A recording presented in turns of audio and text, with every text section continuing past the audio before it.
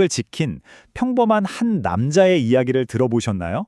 오늘은요, 그 서슬퍼런 권력의 명령 앞에서도 꺾이지 않았던 한 개인의 양심이 과연 어떤 기적 같은 역사를 만들어냈는지 그 놀라운 이야기를 한번 따라가 보려고 합니다.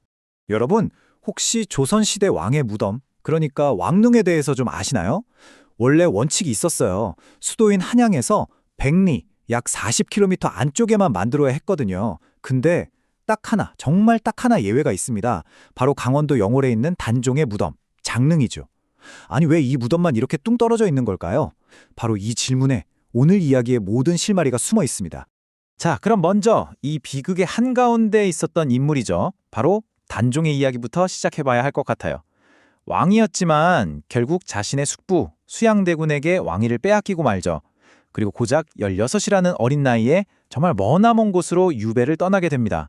단종이 유배를 가게 된 곳이 바로 여기 청령포라는 곳입니다. 와, 지금 보면 풍경이 정말 기가 막히게 아름답죠? 하지만 당시 어린 단종에게 이곳은요, 그야말로 탈출이 불가능한 자연의 감옥이나 다름없었습니다. 왜냐하면 삼면이 깊은 강물로 꽉 막혀 있고 그나마 육지랑 이어진 딱 한 곳마저도 깎아지를 듯한 절벽이었거든요. 그러니까 배가 없으면 정말 한 발짝도 나갈 수 없는 그런 완벽하게 고립된 공간이었던 거죠. 상상이 되시나요? 이 절망적인 곳에서 어린 왕이 얼마나 외로웠을까요? 기록을 보면요, 그의 유일한 친구는 저 600년 된 소나무, 관음송이었다고 해요. 단종의 그 슬픈 모습을 보고 또 흐느끼는 소리를 들었다, 뭐 그런 뜻에서 붙여진 이름이라고 하죠. 그리고 또 저 멀리 한양이 있는 쪽을 하염없이 바라보면서 강가에 있는 돌멩이를 하나하나 쌓아서 망향탑을 만들기도 했고요.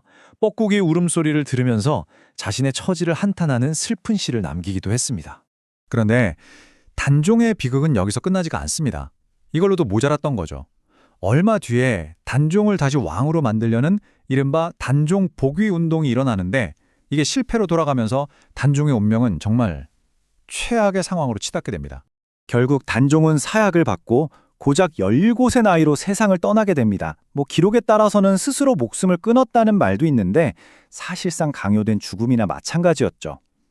그런데 진짜 비극은 그 다음입니다.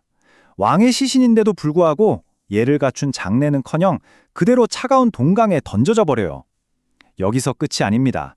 세조는 누구든 저 시신에 손을 대는 자는 삼족을 멸하겠다라는 정말 피도 눈물도 없는 무시무시한 명령을 내립니다. 자, 이제 모두가 왕의 분노가 두려워서 그저 외면만 하고 있을 때였습니다. 그렇게 차가운 강물 위를 떠도는 어린 왕의 시신 앞에서 한 남자가 정말 불가능해 보이는 선택의 기로에 서게 됩니다.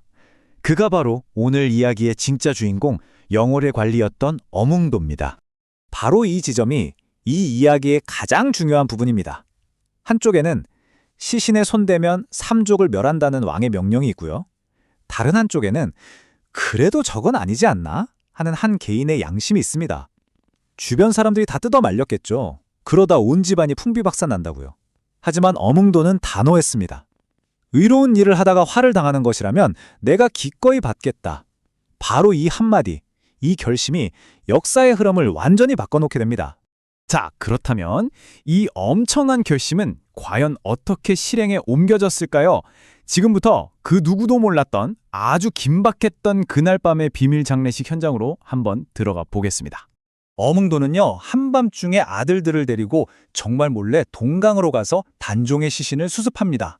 그리고는 연로하신 자신의 어머니를 위해 미리 준비해뒀던 관을 왕을 위해 기꺼이 내어놓죠.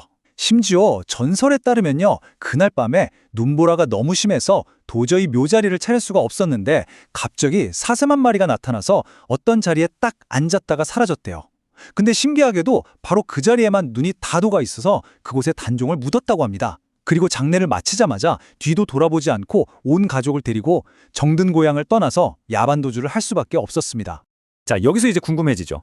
이렇게 한 남자가 목숨 걸고 몰래 묻었던 무덤이 대체 어떻게 수백 년이라는 시간을 뛰어넘어서 전 세계가 인정하는 세계유산이 될 수 있었을까요? 그 답은 바로 이 숫자 241에 있습니다. 241년, 이게 무슨 시간이냐면요. 한 사람의 그 의로운 선택이 역사적으로 인정을 받고 버려졌던 무덤이 정식으로 왕의 무덤, 즉 능으로 인정받기까지 걸린 시간입니다. 무려 241년이나 걸린 거죠. 자, 이 흐름을 한번 보세요. 그 기나긴 여정이 한눈에 들어오죠. 1457년에 엄응도가 몰래 단종을 묻고 시간은 하염없이 흐릅니다. 그리고 1698년 숙종 임금 때가 되어서야 드디어 단종이라는 왕의 이름을 공식적으로 되찾게 되고 그의 무덤도 장릉이라는 이름을 얻게 됩니다. 그리고 또 세월이 흘러서 2009년에는 마침내 다른 조선의 왕릉들과 어깨를 나란히 하며 유네스코 세계유산으로 등재되는 거죠. 정말 대단하지 않나요? 결국 엄흥도라는 한 사람의 선택이 남긴 결과는 정말 엄청났습니다. 그의 덕분에 장릉은 조선 왕릉 중에 유일하게 수도권 밖에 있는 특별한 능이 되었고요. 엄흥도 본인도 나중에 죽고 나서 높은 벼슬을 받으면서 그 충성심을 인정받게 됩니다. 그런데 저는 이것보다 더 대단한 게 있다고 생각해요. 바로 영월 지역 주민들이 수세대에 걸쳐서 이 무덤의 비밀을 함께 지켜줬다는 사실입니다. 한 사람의 용기가 마을 공동체 전체의 양심을 흔들어 깨운 거죠. 자, 그럼 다시 처음의 질문으로 돌아가 보죠. 거스릴 수 없는 권력의 명령과 한 평범한 사람의 양심. 역사는 과연 무엇을 선택하고 무엇을 기억했을까요? 결국 역사는 그 무시무시했던 권력의 명령이 아니라 목숨을 걸고 의로움을 지켜낸 한 사람의 양심을 기억했습니다.